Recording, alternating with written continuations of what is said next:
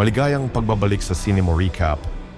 Ngayon ay ibubuod natin ang 2025 horror adventure movie na pinamagatang Sinners.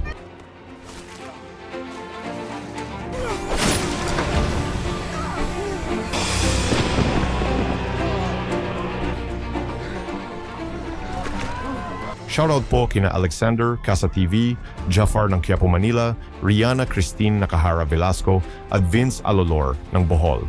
Shoutout din po kina Andrea Bulatao, Don Cupangs in the House, Mark Anthony Raloso, Surina Jabalia at Vinjory Mostra. Maraming salamat po sa panonood. Sa Clarksdale, Mississippi. Oktubre 1932, dumating si Sammy Moore sa isang simbahan na may pinsala ng mga marka ng kuko sa kanyang mukha at hawak ang sirang gitara. Sa loob, ang kanyang ama na si Jedediah, isang pastor, ay malalim ang panalangin. Nang makita niya si Sammy, pinapasok niya ito sa loob at sinabi sa kanyang anak na talikuran ang musika upang sundin ang Diyos at magsisi, ngunit nanatiling tahimik si Sammy habang hawak ang natitirang bahagi ng kanyang gitara. Habang sinasabi ng kanyang ama ang lahat ng ito, ay naranasan ni Sammy ang isang pangitain kung saan may isang taong nananakit sa kanya. Ang kwento pagkatapos ay tumalon pabalik sa isang araw na mas maaga. Ang mga pinsan ni Sammy, ang kambal na sina Smoke at Stack, ay bumalik sa Clarksdale pagkatapos manirahan sa Chicago. Nagnakaw sila ng pera mula sa mga gangster at naghihintay na may dumating. Maya-maya ay huminto ang isang kotse at lumabas ang isang lalaki na nagngangalang Hogwood na dating Klanman. Dinala niya sila sa isang lumang sawmill, ang lugar na pinaplano nina Smoke at Stack na bilhin at gawing isang juke joint para sa black community. Binigyan nila si Hogwood ng isang bag ng pera at binabalaan na kung siya o sino man sa kanyang mga kaibigan sa angkan ay lalapit muli, sila ay papatayin. Pumunta ang kambal para sunduin si Sammy at magkasama silang pumunta sa isang tagong lugar sa tabi ng kalsada kung saan itinago nila ang isang truck na puno ng alak para sa malaking opening party sa sawmill. Biglang isang ahas ang lumabas, ngunit mabilis itong napatay ni Smoke.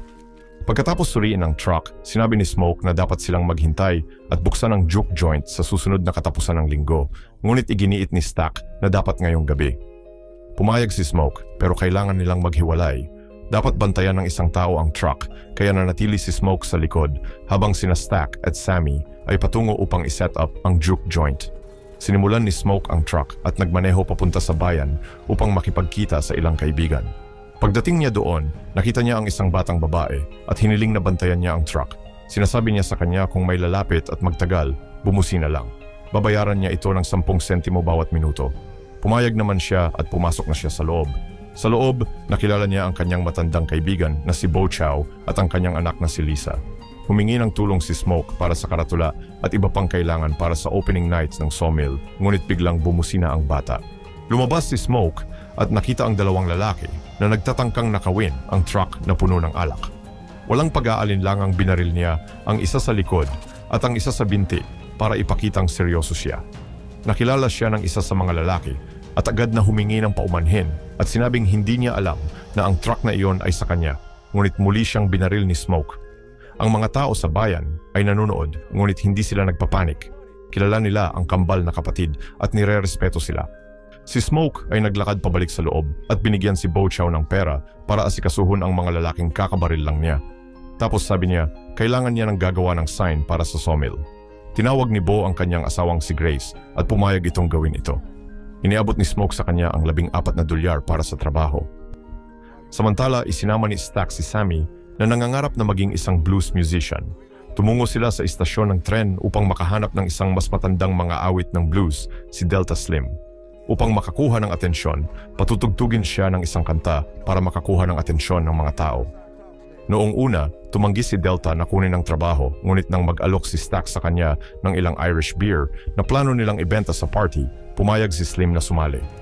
Biglang nagpakita si Mary na isang childhood friend ng kambal at ang dating pag-ibig ni Stack.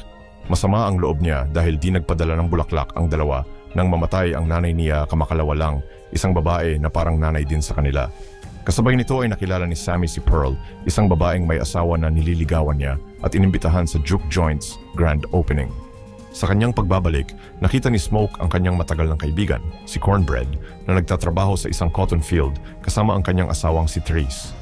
Hinila siya ni Smoke palabas ng field at kinuha siya bilang security para sa pagbubukas ng juke joints pagkatapos ay umalis. Kalaunan ay binisita ni Smoke ang kanyang nawalay na asawang si Annie na gumagamit ng voodoo. Hindi siya masaya na makita siya. Nang mag-alok siya ng pera para tumulong sa bahay, tumanggi siyang sabihing blood money iyon. Minsan na silang nawalan ng anak na nagpahiwalay sa kanila. Sinabi sa kanya ni Annie na pinoprotektahan ng kanyang voodoo ang kambal sa lahat ng oras na ito. Paglubog ng araw, isang Irish na lalaki na nagngangalang Remick na puno ng dugo ang sumugod sa bahay ng mag-asawang racist na sina Bert at Joan. Nakiusap siya sa kanila na papasukin siya at nag-aalok ng ginto bilang kapalit ng proteksyon mula sa mga Choctaws. Pinapasok nila siya sa loob. Hindi nagtagal, dumating ang isang grupo ng mga tauhan ni Chow at pinalaan si Joan na mapanganib si Remick, ngunit hindi siya naniwala sa kanila at pinaalis sila. Pagkaalis nila, pumasok si Joan sa bahay at laking gulat niya nang makitang si Remick ay isang vampira na kumagat kay Bert at naging vampira rin siya. Bago pa siya makapag-react ay binalingan na rin siya ng mga ito. Samantala, binuksan ng magkapatid ang juke joint at isang malaking pulutong ang dumating, ngunit ang pagpapatayo at pagpapatakbo ng lugar ay nagkakahalaga sa kanila ng malaking pera.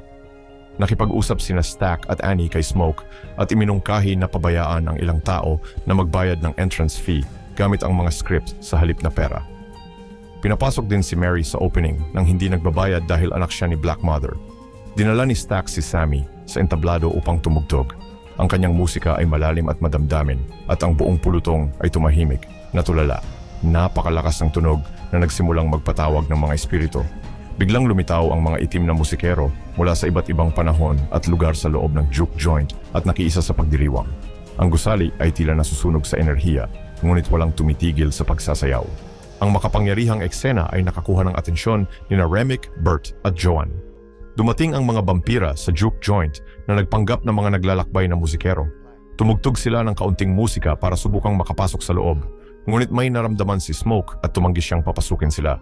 Kahit na nag-aalok sila na magbayad, ngunit tumanggi pa rin siya. Habang papaalis na sila, lumabas si Mary para kausapin sila dahil alam nilang kailangan ng magkapatid ang pera. Inabutan nila siya ng gintong pera, ngunit namula ang mga mata ni Remick at nagsimula siyang maglaway. Napagtanto niyang may mali, inilabas niya ang kanyang baril at tumalikod na para umalis, ngunit biglang sumunggab si Remick sa kanya at naging vampira rin siya. Kasabay nito, lumabas si Cornbread para magbawas na iniwan si Slim na mamahala sa seguridad. Sina Bert at Joan ay ginulo si Cornbread sa pamamagitan ng panunuya sa kanya at inakay siya palayo. Samantala, sa loob ng juke joint, lumabas si Sammy kasama si Pearl. Sinimulan niyang pasayahin siya sa isang pribadong silid, hindi alam na napapansin ni na Smoke at Grace ang nangyayari. Si Mary ay pinabalik sa juke joint. Sa una, sinubukan niyang akitin si Smoke, ngunit pagkatapos ay ibinalik ang kanyang atensyon kay Stack. Pumasok ang dalawa sa isang kwarto at nagsimulang magsaya. Samantala, nagkaroon ng kaguluhan. Hinampas ng isang bisita ang isa pa sa mukha gamit ang isang labaha matapos mahuling nandadaya. Pumasok si Smoke para pigilan ito at sinabihan si Sammy na kunin si Stack, ngunit naasiwa si Sammy na mang-abala kaya nag-alinlangan siya. Kaya si Smoke ang pumunta at nang pumasok ay nakita ang isang nakakatakot na eksena. Kinakagat ni Mary ang leeg ni Stack. Sa gulat, inilabas ni Smoke ang kanyang mga baril at nagpaputok, ngunit hindi siya namatay. Sa halip, galit na galit siyang tumayo at nangakong papatayin ang lahat at naglaho sa gabi. Nagmadali si Smoke upang tulungan si Stack, ngunit huli na, namatay siya. Mabilis na pinauwi ni na Smoke at Slim ang lahat ng bisita. Iilan lang ang natira sa loob, sina Smoke, Sammy, Annie, Slim, Pearl at Grace. Pagkasara pa lang ng mga pinto, lumabas si Cornbread at hiniling na papasukin siya. Naramdaman ni Annie na may nangyari at sinabihan siyang umalis sa lugar. Pagkatapos ay hiningi ni Cornbread ang kanyang sahod at nang iabot ni Smoke ang kanyang kamay upang ibigay kay Cornbread na ngayon ay isang vampira na, tinangka nitong kagatin ang kanyang braso. Mabilis na gumanti si Smoke at pinaputukan siya sa mukha kaya pilit siyang tumakas. Ngayon ay alam na ni Annie at sinabi sa kanila na ang kinakaharap nila ay mga vampira. Lalong lumala ang mga pangyayari nang si Stack na namatay kanina ay biglang nagising bilang isang vampira. Noong una, nagpapanggap siyang ayos lang at hiniling kay Smoke na buksan ang pinto ng aparador.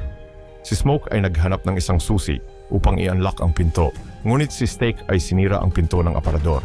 Si Annie ay nagsaboy ng katas ng bawang sa kanyang mukha kaya tumakbo siya palabas ng gusali. Samantala, Nagsimulang kumanta at sumayaw ang mga vampira sa labas na ginawang mga halimaw na uhaw sa dugo ang iba pang mga bisita kasama si Bo. Ang isang lumalaking kawan ng mga vampira ay nagtipon sa labas ng juke joint. Nangunguna sa kanila si Remick kasama sina Mary, Stack, Bert at Joan. Sumulong si Remick at isiniwalat ang katotohanan. Ang magkapatid ay sinetap ni Hogwood para bawiin ang juke joint. Pinalak ni Hogwood na ipadala si Bert at iba pang mga clansmen upang patayin ang kambal at lahat ng nasa juke joint. Kinumpirma ni Stack ang kwento na sinasabing siya mismo ang nakakita ng mga alaala pagkatapos magbago, ngunit sinabi ni Remick na hindi siya kapareho ng racist na angkan. Ang gusto niya talaga ay si Sammy. Naniniwala siya na ang musika ni Sammy ay may kapangyarihan na ipatawag ang mga espiritu ng matagal nang nawawalang mga tao ni Remick. Pagkatapos ay inalok ni Remick ang grupo ng isang deal, maging mga vampira, mabuhay magpakailanman at takasan ang sakit ng racism at kamatayan. Ngunit kapag tumanggi sila, nagbanta silang papatayin ang anak ni Grace at Bo na si Lisa. Napagtanto na walang paraan upang makatakas. Ang mga nakaligtas ay naghanda para sa labanan, nagtipon ng mga tulos, naglagay ng mga baril at nakabitin na bawang. Matapang na sinigawan ni Grace ang mga vampira na pumasok sa loob. Sinugod niya ang kanyang vampirang asawa na si Bo gamit ang isang tulos at nagliyab ang dalawa.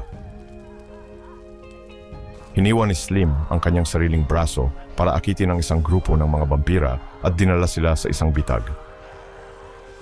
Samantala, si Pearl ay nasugatan sa harap mismo ni Sammy. Mabangis na lumaban ang iba at isa-isang pinagsasaksak at pinasabog ang mga vampira. Nakagat si Annie sa panahon ng kaguluhan. Dahil alam niya kung ano ang mangyayari, hiniling niya kay Smoke na saksakin siya bago siya magbago. Laban sa kanyang kalooban, ginawa niya ito. Habang nanonood mula sa malayo, naramdaman ni Stack at Mary ang pagbabalik ng kanilang pagkatao habang nalulungkot at natatakot sa pagkamatay ni Annie. Si Smoke at Stack ay nauwi sa isang brutal na labanan habang sa labas ay sinubukang tumakbo ni Sammy mula kay Remick. Nilaslas ng vampira ang mukha ni Sammy na katugma sa sugat na nakita kanina, ngunit lumaban si Sammy sa paghawak ng gitara at paghampas ng pilak na piraso sa bungo ni Remick. Sa sandaling iyon, lumitaw si Smoke at nagsaksak ng tulos sa dibdib ni Remick. Sa pagsikat ng araw, si Remick ay nagliyab at ang iba pang mga vampira ay sumunod sa pagkasunog sa kanya.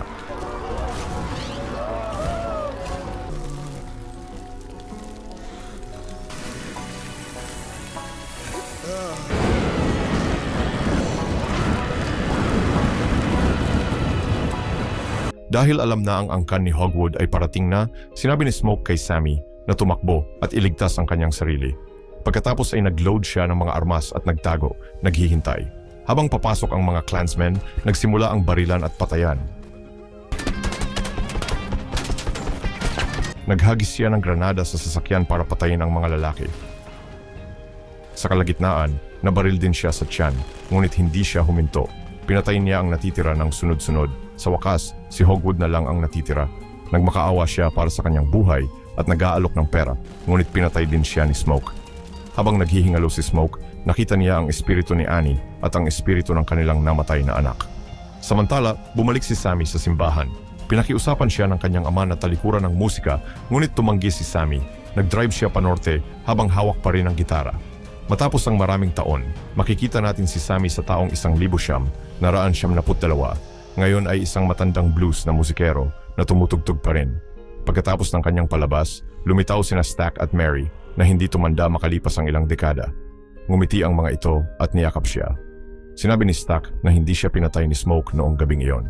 Sinabi niya sa kanya na lumayo at protektahan si Sammy mula sa mga anino. Alam ni Stack na malapit na ang oras ni Sammy. Nag-alok siya na gawin siyang vampira para mabuhay siya ng mas matagal at patuloy na gumawa ng musika. Ngunit malumanay na tumanggi si Sammy. Sapat na raw ang kanyang nakita at pagdating ng kanyang oras, handa na siya. Kinuha ni Sammy ang kanyang gitara at tumugtog ng isang huling kanta para sa kanyang mga dating kaibigan bago sila umalis. Inamin niya na mayroon pa rin siyang mga bangungot mula sa gabing iyon, ngunit sinabi rin niyang bago lumubog ang araw na iyon ay ang pinakamahusay sa kanyang buhay. Tumango si Stack. Iyon ang huling beses na nakita niya ang kanyang kapatid. Ang huling pagkakataon na nakita niya ang araw at ang huling pagkakataon na siya ay tunay na malaya. Ano ang masasabi mo sa pelikulang ito? Mag-iwan ng komento sa ibaba. At kung nagustuhan mo ang videong ito, mag-like at mag-subscribe para sa higit pang recaps. Hanggang sa muli.